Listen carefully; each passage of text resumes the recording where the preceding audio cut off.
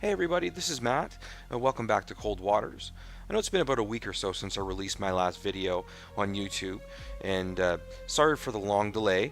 I was gone on a bit of a vacation there, a short vacation in that time, visit some family and whatnot, and I've only now really been able to get back into Cold Waters.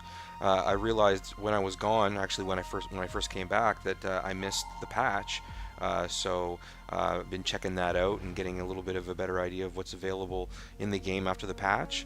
And so I'm gonna do a little video here, just outlining some of the patch changes, just to give you an idea of what you could expect in the game if you're picking it up again for the first time after the patch.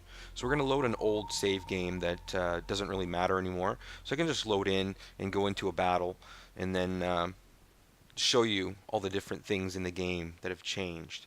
So right now we're just waiting for an encounter here. It looks like a surface group. New sonar contact bearing 3-1. Our heading's 153, so it's going to be off to our left by about 120 degrees or so. Let's check the torpedo tubes, and we can see some changes right away actually. So we can talk about them here a little bit so we don't have the impending battle on our hands here while we're talking about it. First of all, you can see that they made some changes to just the background color even. It looks a little bit more industrial, maybe a little bit more like the inside of a submarine-ish, you know, something like that. So that's good, some ambiance changes. You can see in the weapons screen here, I believe that actually makes the lettering stand out a little bit better in the numbering here so that you can see maybe a little bit better what you have going on in there. I like the contrast of the white on the gray. Anyway, so in this weapons screen you have information about wire guidance. So you can this button here will let you cut the wire. If the torpedo has been launched, it'll let you cut the wire. This one here, this button right here, will allow you to set the torpedo to active at any point, so you can activate the torpedo even if it hasn't reached its waypoint. And this button down here will allow you to change the waypoint so that you can make the torpedo either activate a little bit closer or farther away, however you want to do it. Let's see what else we got here. We get some other buttons that I believe will be more useful once we finally get into the game, and you can also see here that they've changed the color of the buttons. I think that also adds to some visibility here, maybe makes it a little bit easier to see. And we're going to close to 15,000 knots, 15,000 yards, sorry. 15,000 knots, that'd be pretty damn quick, wouldn't it? So 15,000 yards is what we'll close to, and get in here, and I'll just show you a couple more things. Rig ship for ultra quiet. That's one thing you should notice right away. Guns, fire control, we've lost the wire. Oops. Oh, didn't really mean to do that. Clicked the button by accident. My Con sonar new contact bearing right mouse button by 067 accident. designated Sierra 2. Looks like this torpedo's actually heading Con right sonar new down, contact bearing line 080 here. designated Sierra 3. This torpedo might actually hit Sierra 3. Con sonar new contact bearing 082 designated Sierra 4. That really wasn't the point of this, but Con sonar new contact bearing hit Sierra 3. 075 designated Sierra 5.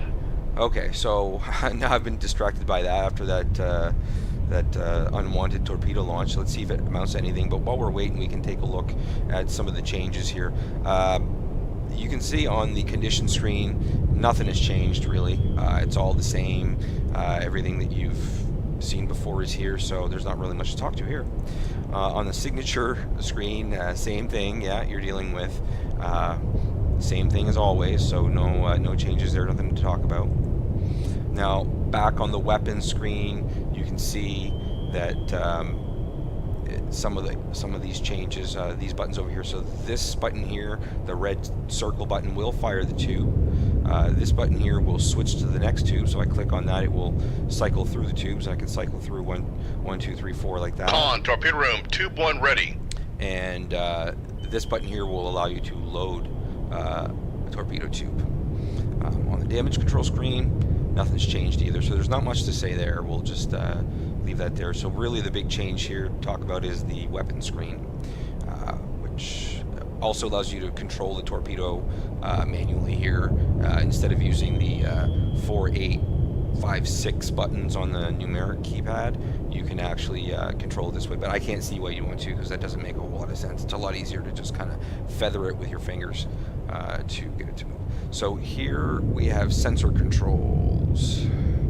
This allows you to raise your masts. So over here on the left, there's 3 new icons. These wouldn't have been here before. So you just click on the top button and it opens up sensor control.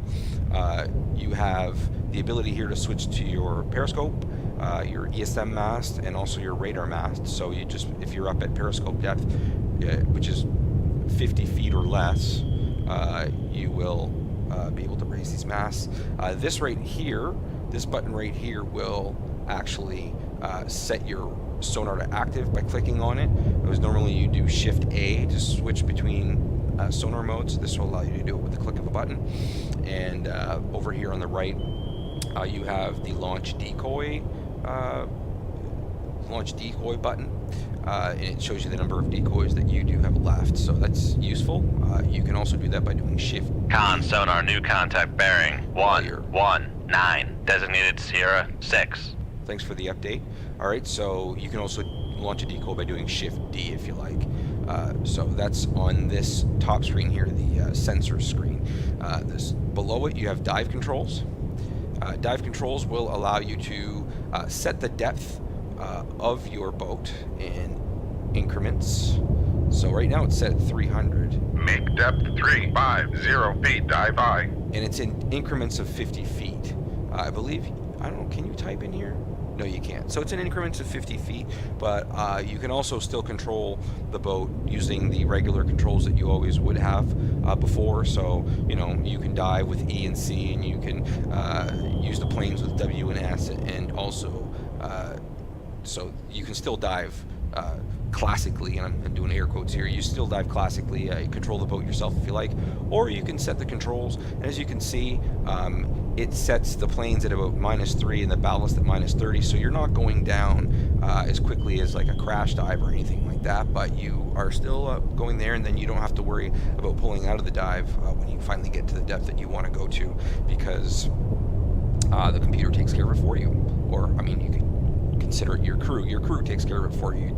You tell the divesman and the planesman and the person in charge of ballast. I'm sorry, it's escaping me right now. But you tell them, take me down to 350 feet, and then they do. So that's less micromanagement for you, I suppose, at that point.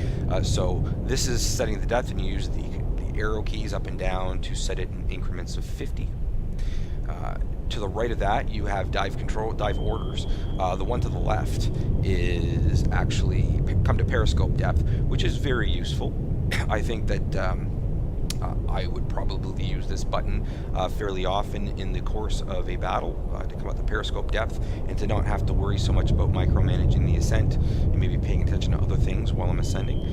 Now, this other button to the right of it is called emergency deep, and that is something that I tested out earlier just to see what it was like. And what dive at 350 feet, dive I. Thanks for the update. So so emergency dive, what that does is actually sets the planes at 30 degrees, sets the ballast at -30, and then it also speeds the boat up to flank. So you really got, what happened when I first used it is I was up at periscope depth, because I clicked the periscope depth button first, and so it took me up to periscope depth. And I was like, well, what's this emergency dive do? So I pushed the button, and of course, well, at periscope depth, if you go to flank, you're going to cavitate like crazy. So I did, but excuse me. So, but it didn't matter. It was just a test, so I didn't really care that much. The thing about emergency dive is it won't pull you out of the dive when you get near the bottom. It'll just continue at flank speed, maximum angle, and you'll just lawn dart into the ground. So you gotta watch emergency dive a lot, or else you could end up causing yourself damage. I'm not even sure if I'm going to use this button. I'm probably going to stay far away from emergency dive, because I can dive pretty quickly anyway, just doing it with you know, the ballast controls and the plane controls. So I probably would stay away from this button. And then to the right of that button, you've got emergency below, which is self-explanatory. That will purge the purge water from the ballast tanks, fill it with air, and put the planes at 30 degrees and just rocket you to the top. So that's what emergency blow would do. So that's the second new icon here for the dive controls. The third one here are the helm controls, where you can actually control your speed. First of all, right now it's set at 5 knots. So, and I can make turns for 5 knots. Right. Maneuvering I. And I can set it. I can make turns for 6 knots. Maneuvering I. So I'll stop doing that so that he stops talking. So it stops talking over me. But yeah, I can set the speed in increments of 1, so I can really micromanage my speed here if I want to. Here, because I'm above 1/3, it's gonna show me as being into the 2/3 speed range. So you got that there. You've got silent running, so rig for silent running. Con sonar lost contact. Sierra 5, last bearing 071. Contact breaking up. Thank you very much. So, so here you show silent running, Shift S. Oh, that was our torpedo hit something. That's what it was. Oh yeah, the torpedo we launched. Well, it missed Sierra 3, which I thought it was going to hit, but it actually hit Sierra 5, which is probably going to piss them off is something fierce. But here, just for the hell of it, let's launch one over our shoulder. Shoot 2-1. Aye, sir. 2, 3 this way. Shoot 2, 3 that way. Shoot 2-2. Aye, sir. Oh, 2 that way, sorry. And we'll shoot that way. Shoot 2-3.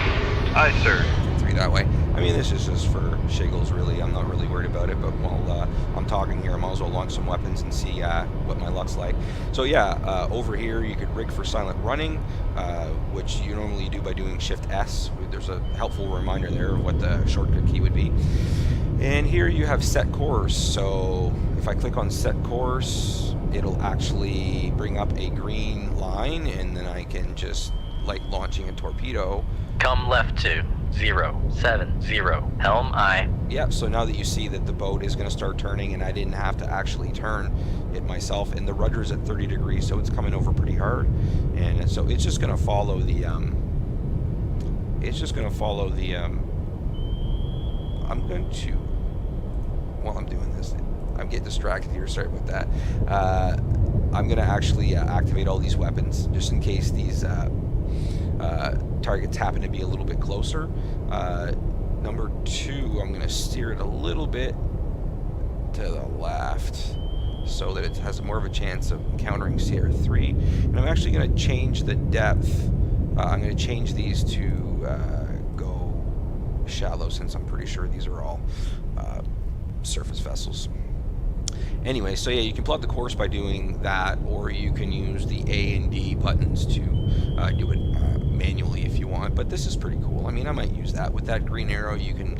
Con, fire control, weapon acquired. With that green line, you can, get yourself moving in the right direction too if you want. So really the changes in this patch, more of a, in my opinion, more playability than anything else. You know what I mean? More user interface, and I didn't see anything in the patch notes about them changing the AI or changing anything to do with the weapons. Con sonar, Sierra 5 I think that was is more cavitating. like, that was more like last patch, whereas in this patch I think they dealt more with like quality of life Con, issues. helm, steady course.